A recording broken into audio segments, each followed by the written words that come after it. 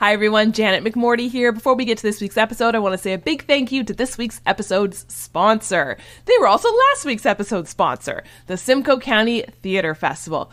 Oh, everyone, you know how much this theater festival means to me. I was very lucky to be in this theater festival last year and the year before.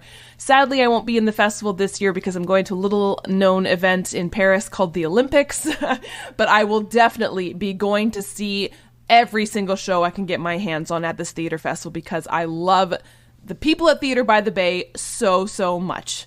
All right, here we go. Experience the 3rd annual Simcoe County Theater Festival in downtown Barrie, powered by Theater by the Bay. Oh, you know how much I love the people at Theater by the Bay. Oh my goodness. This year's festival features 7 new shows by local Simcoe County artists. We've got a play for every taste, including a children's opera, a contemporary jazz dance piece, comedies, dramas, and so much more. Running July 10th to the 21st at the 5 Points Theater in Barrie. Join us for the Festival of the Summer and get tickets at theaterbythebay.com or call 705-735-9243. Once again, that's July 10th to the 21st at the 5 Points in Barrie. Yes, Toronto people, it is in Barrie, and I know Barrie seems like a universe away, but it's not that far. It's up the 400 highway, yes, but there's also a GO train you can take literally right to the theater, pretty much. And I know a lot of you wonderful listeners came up to see my show at the festival last summer, so you know it's not that far. I hope you will consider supporting indie theater and supporting the festival again this year. I know I will. All right, on with the show. Hi everyone, welcome to another episode of Second Act Actors. I'm your host, Dr. Janet McMordie, and I'm still a medical doctor, simultaneously trying to pursue a career in acting. My guest this week is David Pinard, and this is a new one, a new first act that I've never had before. He is a reality TV show star turned actor. I will say, a little caveat, he has always been an artistic creative. He's a musician, always kind of acting, theatrical, stuff like that, but too bad. I'm calling him because it's my podcast, I can do what I want. I'm calling him a reality TV show star turned actor. If you recognize him, especially if you're Canadian, you probably will. He has been in over 13 Hallmark movies. And if you know Hallmark, you know we film it in Canada here all the time. It is our bread and butter. And he's also been in, like I said, reality TV up here in the Great White North. He was on The Bachelorette Canada. We talk about this. He was the villain. 100% he was the villain. He was on Bachelor in Paradise. He was on Canadian Idol. He's done a lot of really cool stuff to get him to where he is today. And I'm so thrilled that we connected and our mutual friend Charlotte introduced us, and we have such a wonderful conversation. Please enjoy this absolute gem of a human being, David Pinard.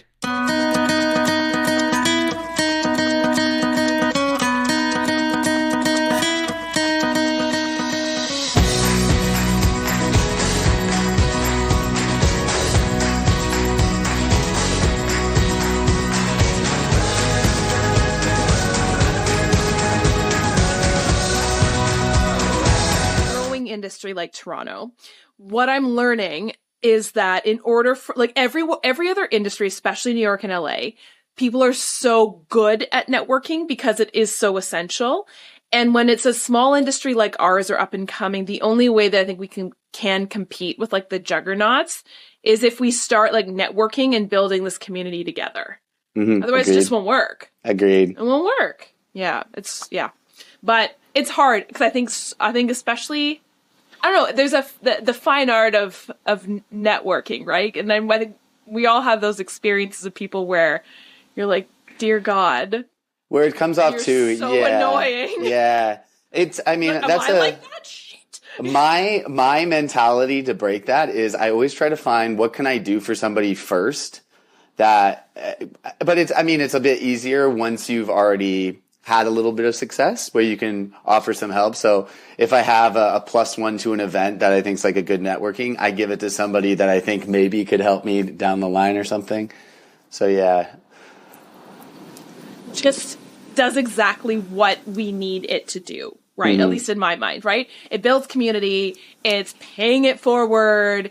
It's, selfishly giving yourself good karma, but isn't that all what life is about anyways? Agreed. But because you have to shoot, you have to try. Because if Yeah, it sometimes can seem, desperate and stuff. But yeah, it's funny. It's such a fine line because there are those people they only message you when they need something kind of people. So it's a unique thing, but we need to do it. So It's true. And I think a big realization for me is, and I know in the medical industry it happens as well too. I mean, there's scammers everywhere. I think rampant in the entertainment industry, sadly. But what I've realized over the last couple of years is, like, now that I started to see some quote unquote success or whatever, is that I really have kind of like cut down the amount of people that I let into the inner circle. But I was worried that that would make me less successful in this industry, right? But I don't think it has. Like, I think there's a way to network without becoming like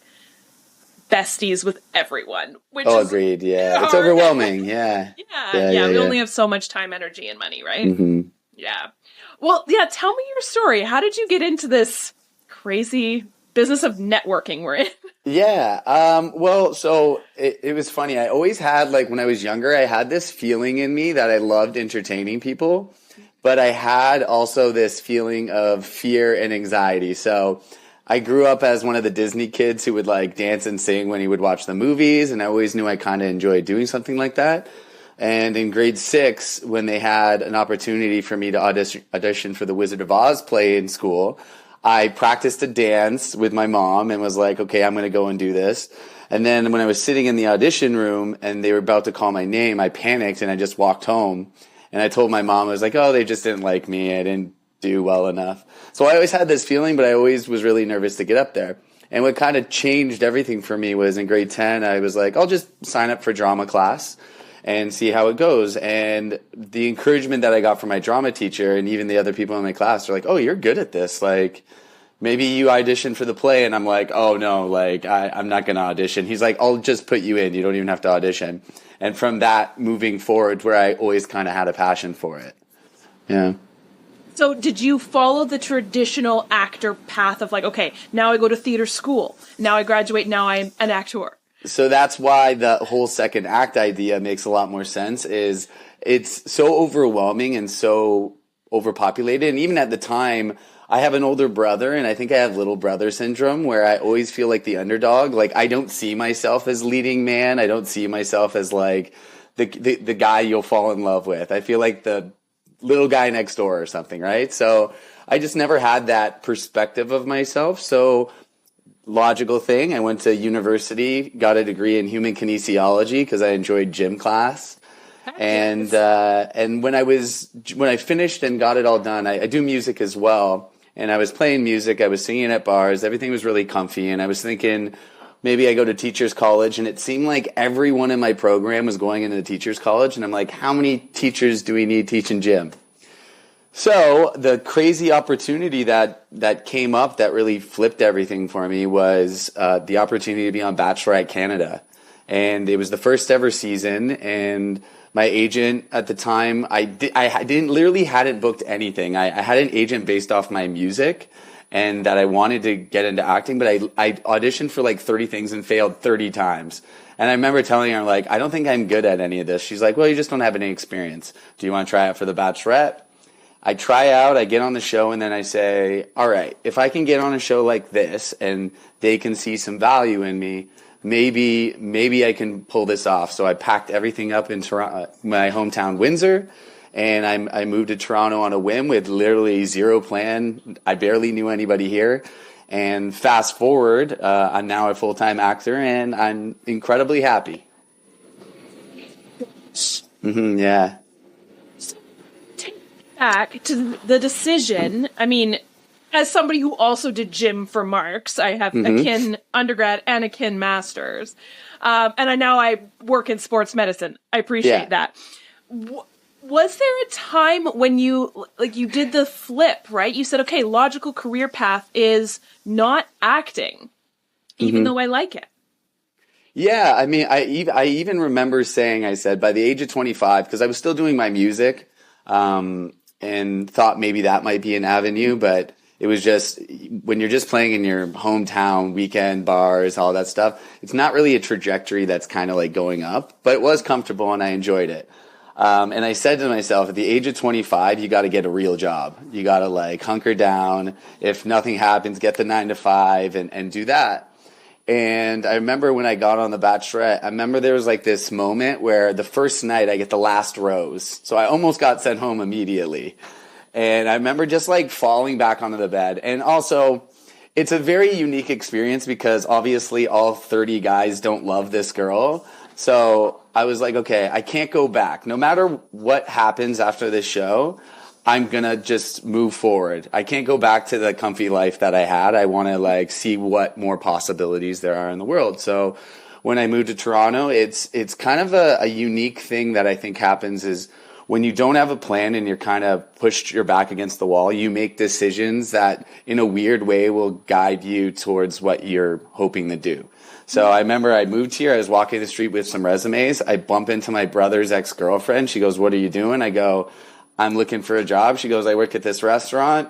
Got me hired that day to start working at this restaurant, and then started, serving, and I was able to keep my serving's a really good job for actors because it affords me the time to pursue the music, pursue the acting, and it was just such a perfect fit. And back in the olden times of acting in Toronto, where you actually would have to go to the audition. So sometimes you'd have like 3 in a day where different spots you'd have to get to all of them. It's very time consuming, and nowadays love being able to just shoot self-tapes. But I do think it's a big disadvantage for new actors because they don't get the face-to-face and actually like talk to the casting directors in the room or even get to know your personality, because there are actors that I think are incredible, but their just normal humanness is so awkward that it's like, would you take working with someone who you enjoy being around rather than the guy who's slightly better at acting? And in a weird way, I think a lot of the people who are just easier to be around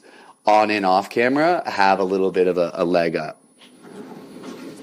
Because I think that with my own self, and again, sure, is it narcissism? I don't know. I'm like, man, if they could just meet me, I'm so much better in person than I am on this tape. And I think about the analogy to when I was interviewing for medical school. And it's so competitive, right? Even just to get an interview is so competitive. So it's like, even just to get a call back, it's so competitive. But I said, God damn, if I could just get an interview, I know I'm in. I'm in.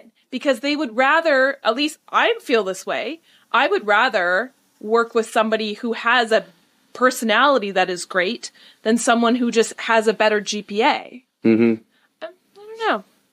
Yeah, I think it applies to all life is, just be a good person. It helps. Riddle me that. Okay, I'm curious to hear, and I wonder if this is, again, little brother, big brother syndrome. Did you ever have anyone in your life dissuading you from a career in performing arts, your music career, acting? Did anyone ever say, no, maybe don't do that? Kinesiology is the way to go and keep doing it? Yeah, I mean, I think a funny thing about it is innately in me, I always liked being like the funny guy and making people laugh. And I've always been that way. So I've kind of always liked the attention. So I think moving that way, my parents are like, this makes sense. And I'm super fortunate that I'm able to take risks because I have 2 supportive parents. They were always supportive of what I did. That my rock bottom isn't being, homeless on the street. My rock bottom is if I fail, I have to move back home with my parents, which is maybe worse than being on the street, actually. But, so any risk I had, I always knew there was a net that could catch me. So I think it made it a little easier for me. But yeah, I don't think anybody was ever really like, they'd be like, you sure that you don't want to get a normal real job? And once there was a point, the serving job was able to keep me financially okay. So I was never hurting for money or anything. But once there was a point in my acting where I went full-time acting, and it's stressful because every time you don't know where your paychecks are coming. And anytime I was really close to being like, I have no idea why I put all my eggs into this basket, something would come and save me for like another 3 months. And over the last 5 years, it's literally like clockwork. I'm currently right now on the end of the, what am I doing right now? But I know something is right around the corner. Slot machine. right? You know, it's an addiction. It truly is, right? When, you know, you have nothing and you start questioning, why am I doing this to myself? And then it's like, let me give you another hit. Ding! And you're like, oh, okay. Exactly. Fine. Keeps pulling you back in. Keeps reeling you back in. Yeah. Okay, so I know everyone probably asks you about The Bachelorette, because that's just such a unique thing that you had as part of your life. And please correct me if I'm wrong, and I know I'm speaking Bachelorette and Bachelor speak about being, quote, there for the right reasons. But was there, that seems like a catalyst for you. Like, it was something that made you said, oh, I like being on camera. I like being more performative. What was it about that experience? Yeah, I'll be 100% clear. I went on it with a hope, knowing it would maybe kind of help me a little bit in my acting pursuits. But I mean, I came from a point when I was 25. There was a girl I really liked that I was seeing for a little while that kind of fizzled out, who really liked The Bachelorette. And I thought if I got on the show, it would get her to notice me again. Oh. So that it went from me feeling like I was in love with somebody to going onto this show and meeting this girl where you have these guys like saying, oh my God, I think I'm falling in love in like a day, after I was just with somebody for a little while, that I was like, I think that's what love was. So it was a weird, I never will ever say their experience isn't real or genuine. It's really hard to know. Like, they do become good friends of mine that they'll look me square in the eye and go, I'm in love with this person. It makes no sense to me, but if you can feel that emotion from it, I think it's pretty cool. Sadly, I never felt that, but I think it's cool that we all have these different experiences. So did it help your acting career? I wouldn't say it necessarily helped my acting career. It helped me mentally, if anything. It helped me go, wait, I can be on a show with all these other handsome guys. And what I thought was funny is I'm on this show and I look at all these A-type jacked alpha males and I'm the music guy. And I remember like looking at all of them and always being like, wow, I wish I was like them. But when you get to talk to all of them, you kind of see like even their own insecurities, or they'll be like, oh, I wish I played music like you. And you're like, what? Like, I wish I looked like you. So we're all kind of seeing, it's what I always say, it doesn't matter how much you look at somebody or how confident once you actually really get to know everybody, you realize we all have these insecurities and we're all just trying to fit in. I think that's super interesting, and I can just see so many parallels to acting, right? You know, like how you're supposed to get vulnerable in front of everyone when society's saying, please don't get vulnerable because that makes people feel uncomfortable. But do it for the screen because we'll applaud you.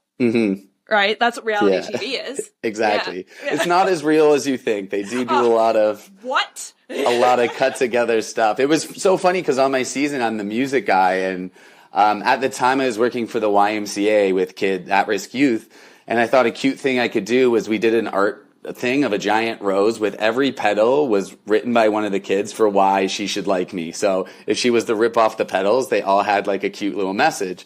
So I'm like, this is going to like blow her away. So I get there, I'm in the limo and I have this, and the producers come, they go, whoa, you can't give her that. And I was like, what? They're like, oh no, she gives out the roses. Like, we don't want you to give her that. And I'm like, oh crap. So I just get out of the car. I have nothing planned. But then later they're like, well, you're the music guy. You got to sing for her. And I was like, well, I don't want to just start with opening and singing for somebody before they even get to know me. They're like, well, you could get sent home today. It might not happen. So then it just becomes I'm the music guy and I'm only there to promote my music. And at that time, I wasn't even really doing music. So they kind of, without letting you know there's a box they want to kind of fit you in.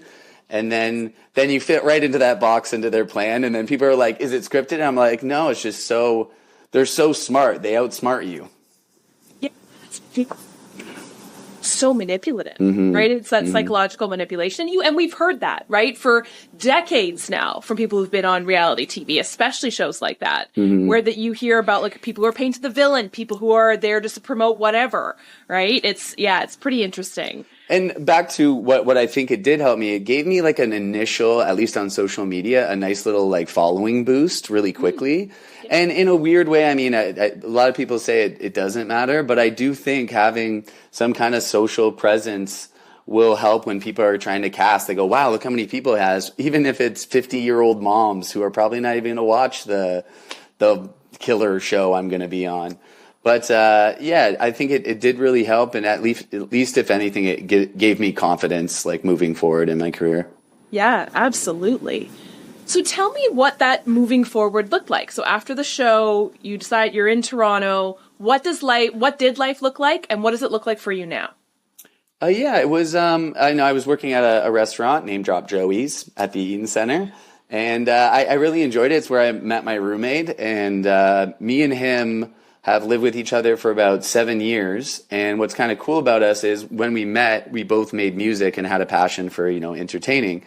And I worked with him for about 2 years there. And basically around the same time, we both quit to pursue our passion. So he did his music full time and I pursued acting full time. And at that time, because it's so like sporadic of when your paychecks are coming in, like some months I'm crushing it and I can buy more eggs and more laundry detergent, or sometimes I'm doing bad and he's doing well and he starts picking up those kind of things. So it was really cool living with somebody like that, where both of our careers were kind of like a little wobbly, but able to take care of ourselves. And where we're at now with about 7 years living together, for the last 4 years, we've been full time and living our best lives. We don't even have to buy no-name brand cereal anymore. We get to have Frosted Flakes and not Flakes Frosted. It's incredible. It's a quote that you put on. That is success. I do that joke a lot. It's a very, very easy one to go back to. I can see why. Please keep doing it. I love it. Yeah. Thank you.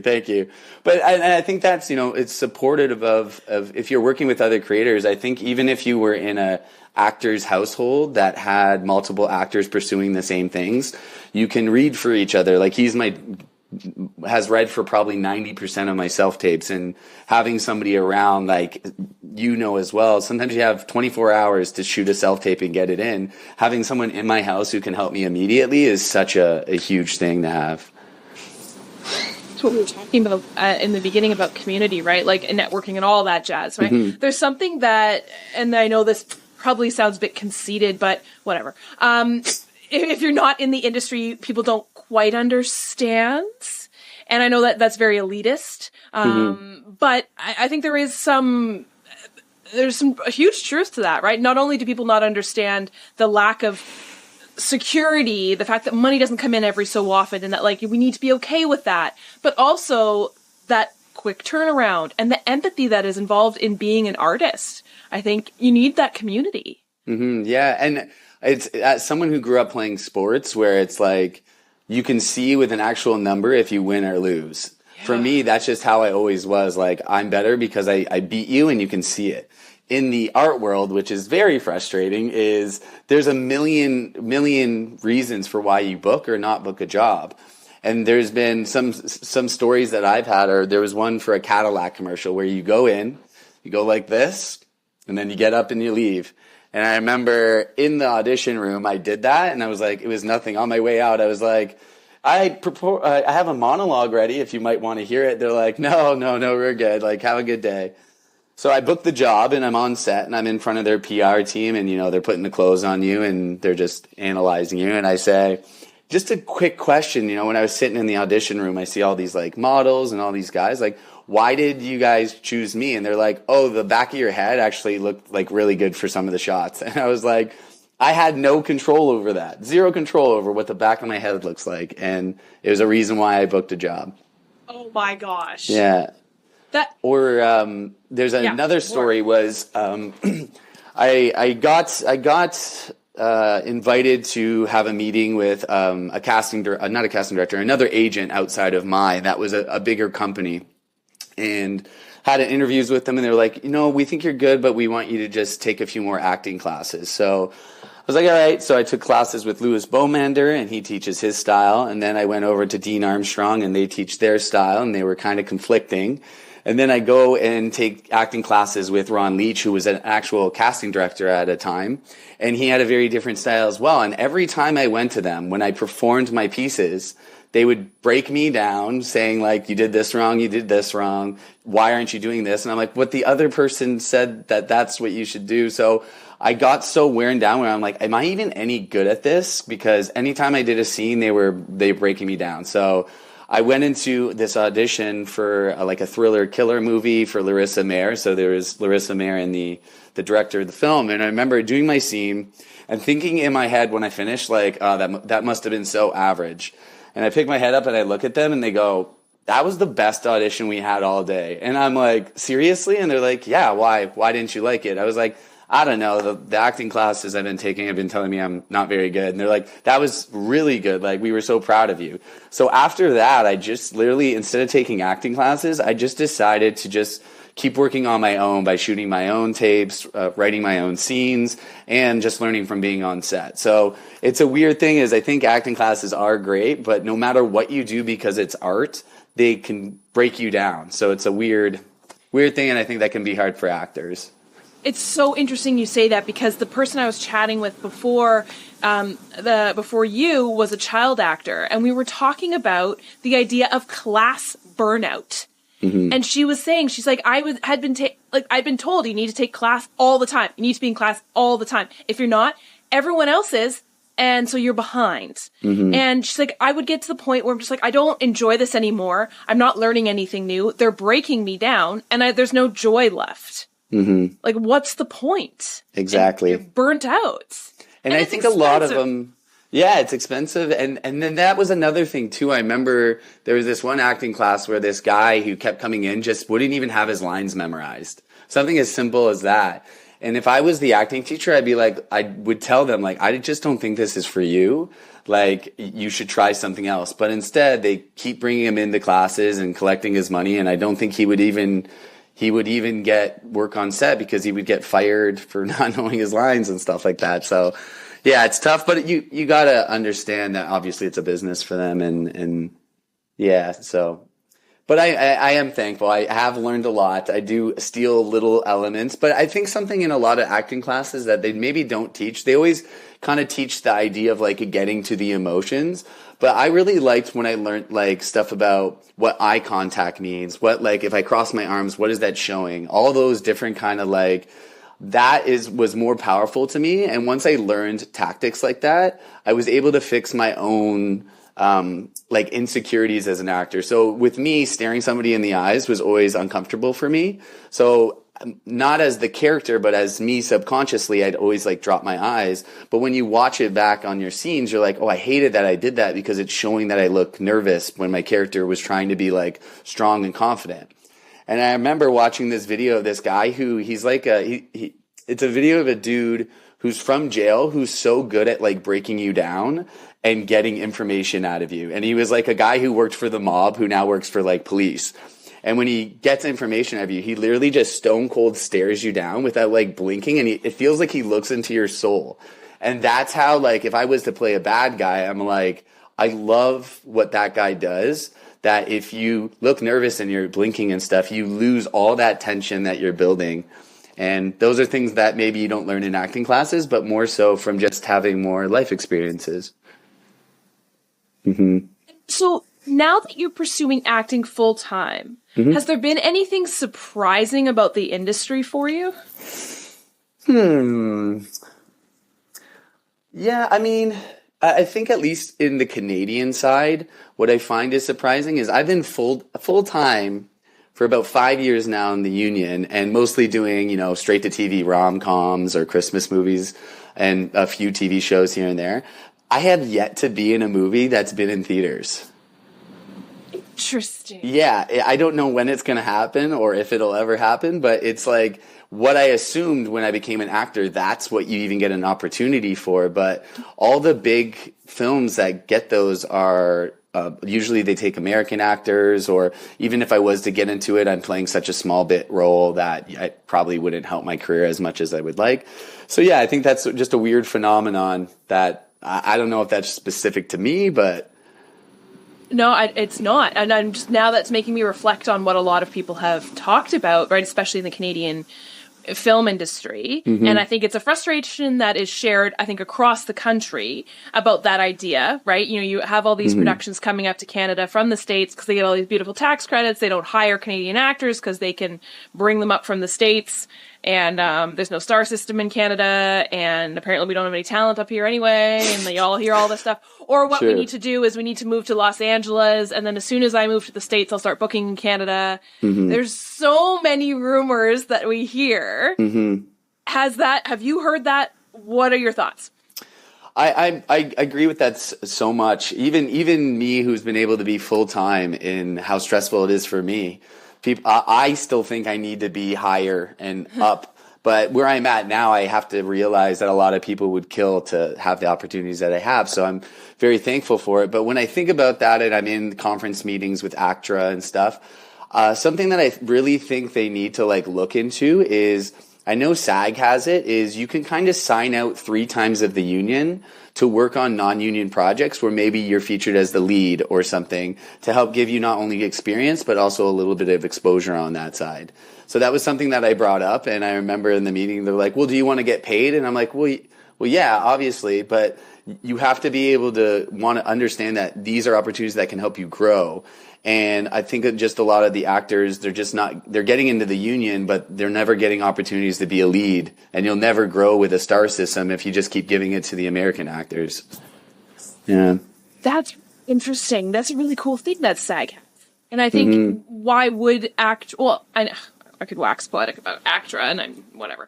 And get ACTRA canceled here, but it's like, why wouldn't they want to do that? Wouldn't you want to align with a union that is a literal juggernaut in this industry? Wouldn't you want to be very similar? Like, what SAG is doing is correct, at least, maybe not correct, is they're doing well, I should say. And they were successful with their strike.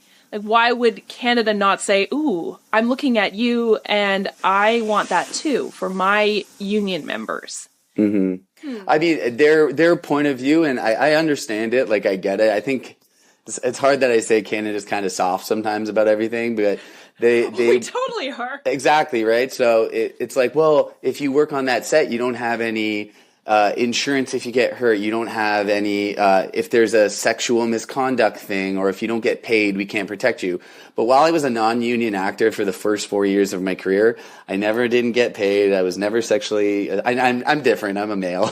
But I didn't ever have any problems, and I thought the pay was actually pretty good while I was still in those fields, and having the opportunity, because I'm not going against union actors, to have lead role opportunities. It could help. And like I said, it'd be maybe 3 projects or something, not a ton, still trying to help out with the union, but just an idea, but I don't think it'll ever fly.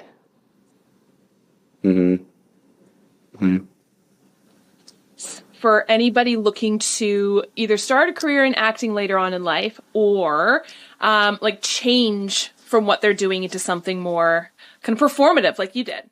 Yeah, I think 2 things that are really important is, number one, don't just try to move to Toronto and only get into acting and think that's the one thing that you're going to do and you're going to have so much success right off the bat. I truly believe there's a video of a guy who's an actor in LA who you wouldn't even recognize him, but he has over 100 credits. And he even said he's been doing it so long, but the first 5 years of his career, it took him 5 years even just to get to a point where he was consistent enough to be full-time as an actor, right? And I had a very similar experience that I would tell anybody, get a side job and just kind of slowly keep progressing towards whatever it is. And then the other thing is consistency. Is as soon as you decide to burn out and you give up, you've already lost, right? But if you're consistent, I truly believe if you say, I want to be an actor, and you do one little thing every day, maybe it's make a little video of you acting or something, or go to a network meeting or anything like that, each day gradually will just keep building, and over the span of a couple of years, people will see you as an actor. Yeah. It's more of a spiritual philosophy that applies. I think that applies to literally anything, though. It does. And I'm also really curious because I know I was about to say, I know your credit history. I know your credit score. I know the credits that you have. And you were saying, you have been very successful in the M.O.W., the Christmas movie, the Hallmarks, which we see a ton of those auditions here in Canada. Do you have any advice for those genres specifically? Because even though there's like this weird mentality of, oh, that's not real, blah, blah, they're some of the hardest genres to crack, I think. I mean, it's why I think it's so weird, at least for me, to give advice to another actor who doesn't look like me, is I understand that maybe I'm a little bit attractive, that I can go for those lead role kind of things. Like, I already have a leg up solely based on how I look, right? But there are an overwhelming amount of handsome white guy. So your competition is overwhelming, right? And what can you do to separate yourself? And something that's been so huge to me was my music side. So I would say maybe 80% of the movies I'm in, my character either plays guitar, sings, or plays piano, right? So my first lead role supporting lead role was actually so crazy for me because I'd never did an ACTRA movie, and they needed somebody who could play guitar, play piano, and sing. So I booked this movie. It's called Rock and Roll Christmas, and it stars Beverly Mitchell, who's from Seventh Heaven, as Lucy.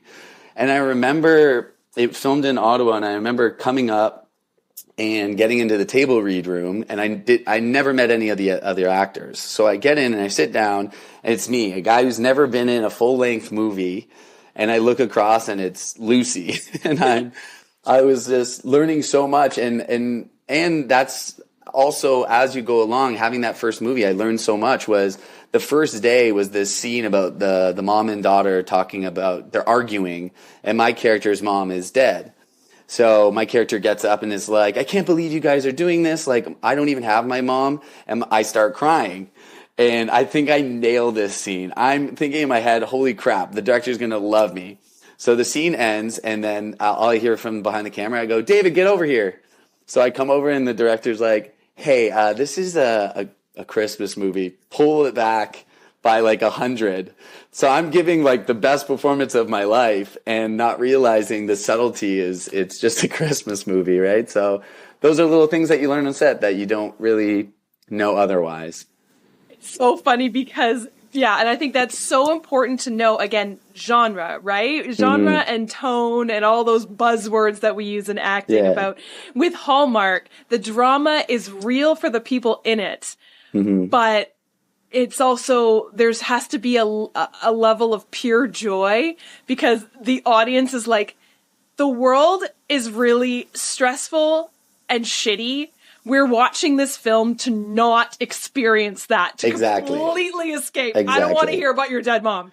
Yes. I actually, one time, so for that movie, it was so weird too, because they didn't announce it at all, but there's a theater here in Toronto that shows, it's like a really old classic one, and it was like July, and for some reason, that Christmas movie was playing at this theater.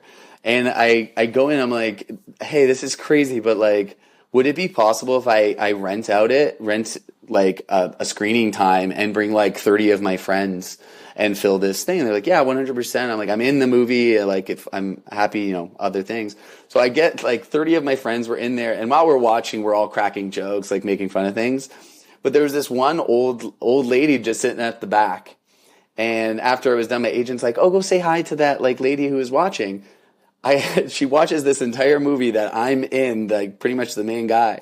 And I go, hi, like, what did you think of the film? She's like, oh, it was very sweet. I was like, I was the guy. I was that guy. And she goes, really? I was like, yeah, I'm him, the guy you just watched the whole thing. She's like, well, that was swell. And like, as if she didn't even watch. Like, I think she just wanted to just watch nice, calming, peaceful stuff.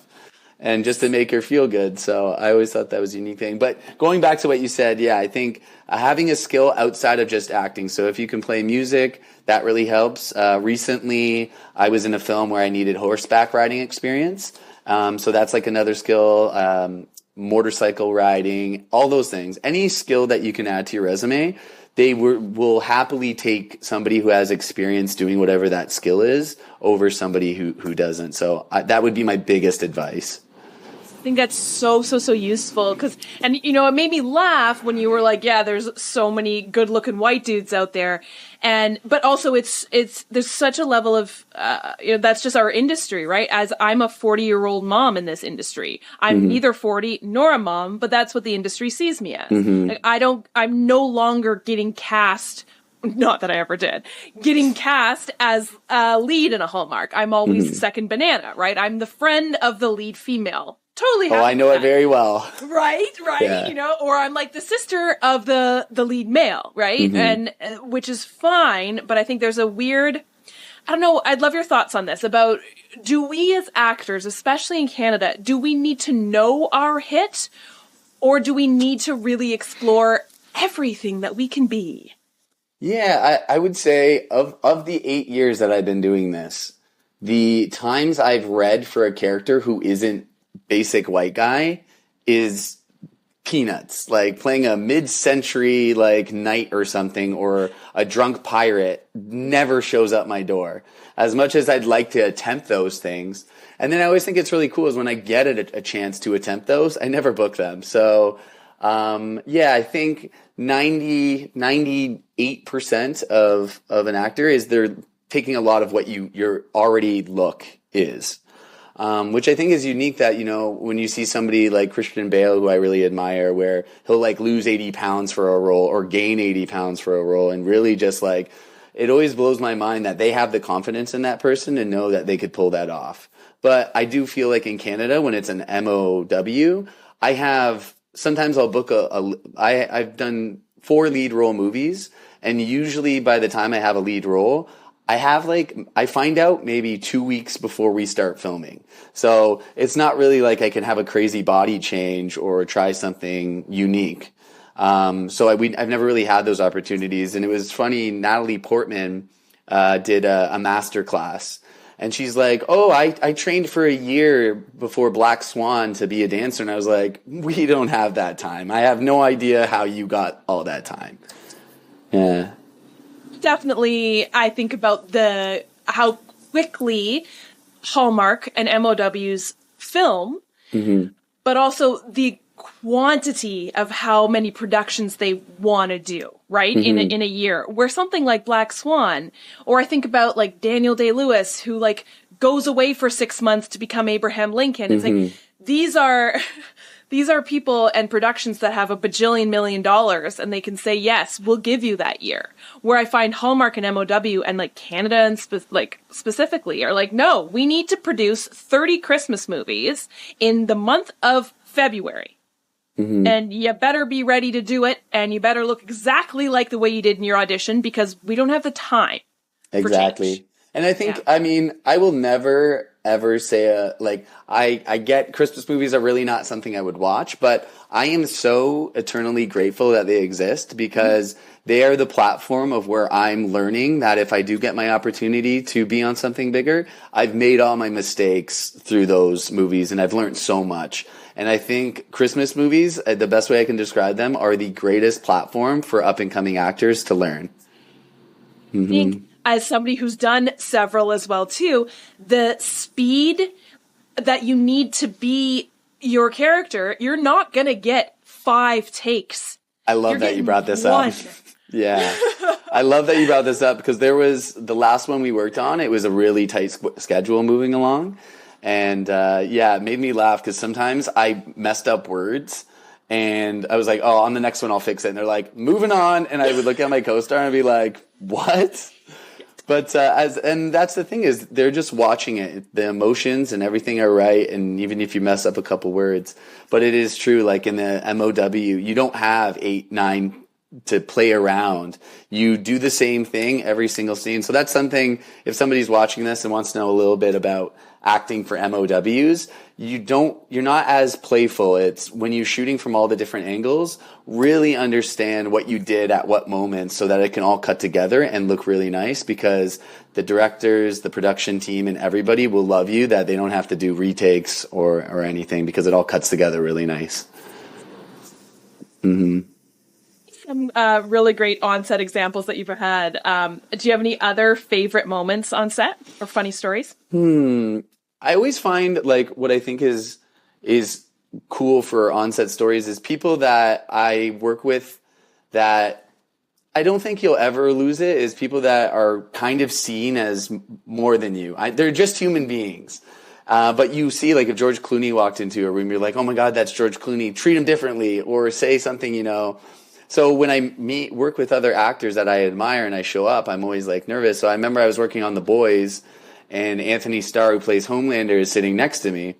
And they're like, oh, don't bother him. Like, don't say anything to him. I was like, no worries. I won't. So I sit down, and he was like reading a paper, and he looks at me. He's like, how's your day going, man? I was like, they told me I can't talk to you. He's like, nah. He's like, it's cool. It's cool. So strike up a little conversation with him. And I was like, yeah, you know, this is a really cool opportunity for me. I've never worked on TV shows, and started chatting with him. And he's like, oh, how long are you here? I was like, just one day. So you'll probably never see me again. He's like, oh, no worries, man. Well, best of luck in your career. They brought me back for season 3, and I remember I'm sitting in this chair, and he walks in, and he looks at me, and he goes, you said I'd never see you again. And I was like, it's crazy that he remembered that, right? So little moments like that I think are really cool. Or Gabori Sidibe, who's Precious. I did a Christmas movie with her, and off camera, she is so hilarious. She would just tell us these old stories about like her childhood and just crack us up, and she's just such a lovely human on and off. So those are just some really nice ones that I've had. I love that. And I think, again, it goes right back to what we were talking about at the beginning with networking, right? I think, you know, if you treat people like normal human beings and you're not wanting something from them, then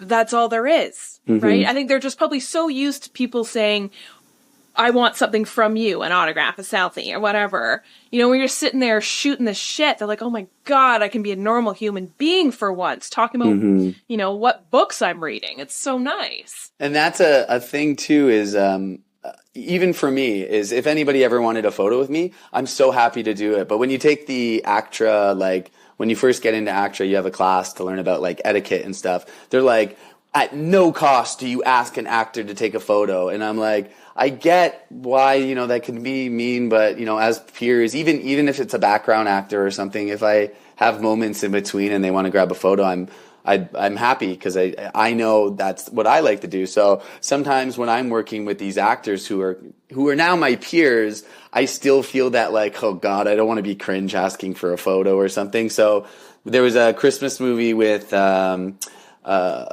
Swinton from Full House, and I was playing her ex-boyfriend. And it was like at lunch, and I was like, I want a photo with her so bad. And I go to her, I'm like, hey, can I get a photo with you? And she's like, oh yeah, 100%. So we take a photo, and the other guy in the movie is Tim Rosen, who's from Schitt's Creek. And he sees me take a photo with her, and he goes, why didn't you ask me for a photo? I was like, I'm like, I was going to. He's like, we're going to take a way better photo. So he takes me outside, and we shoot a different type of photo. And I was like, it's awesome. Like once, you know, they see you, I've never had a problem where I've asked somebody for a photo and it didn't go well. Again, you're a peer, and you're not asking like a douche. Like it's just you're a human asking another human. Anyway, I could wax poetic about it, but exactly, yeah, it's just lovely. Yeah. Do you have anything you are looking forward to coming up this year? I have a Christmas movie. It's called Bluegrass Christmas. That was a lot of fun to shoot with another up and coming star, Amanda Jordan, who's a lovely singer. And I also got to work with Sean. I can't remember his last name, but he's from Heartland. And he was really lovely to work with because he's been in the industry for so long. And I get to ride horses, and there's some really cool movement. Like, it's very funny because I play the guy who doesn't know how to ride horses.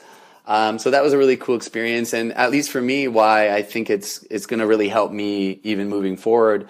It was supposed to be shot in America, in North Carolina, during the strike.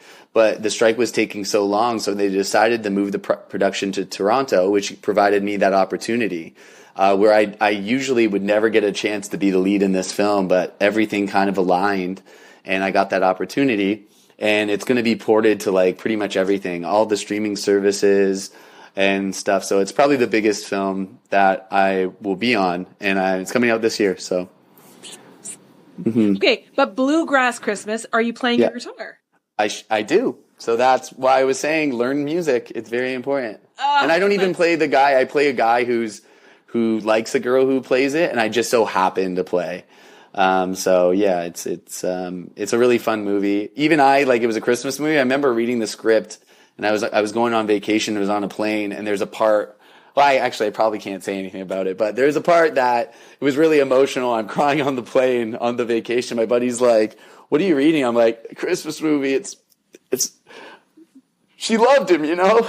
So yeah, I don't know. It's a really cute film that's coming out. It's wonderful. Congratulations. Thank you. Do you have any final words of wisdom or advice? Words of wisdom. I would say I think the most important thing is the thoughts in your head. It's the biggest motivating factor. So if you believe you can, you're already halfway there. If you have a lot of self-doubt in your head, I think it's just really important to understand and try to figure out where it's coming from, and then slowly over time switch the narrative to, I can do this, like, it's possible. So I think for me, there was a friend of mine, she's a life coach, and when I was kind of struggling a lot, she goes, you know, you always see the negative perspective of everything, right? And I was like, maybe. She goes, well, if you try and see the positives, even if it's something that you think is a failure, like, okay, you just lost at this audition, you didn't get the job. Instead of saying, you know, you lost and you failed, say it was a nice learning experience and it'll help me grow and move on to the next thing. So just all those perspective shifts, I think, make such a big difference in getting you to where you want to be. So keep positive and you'll attract positive.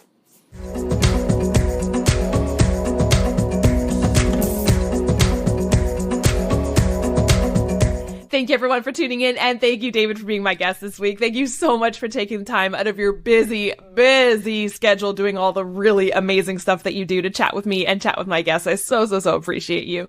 I hope you will all tune in next week for another episode of Second Act Actors. Bye.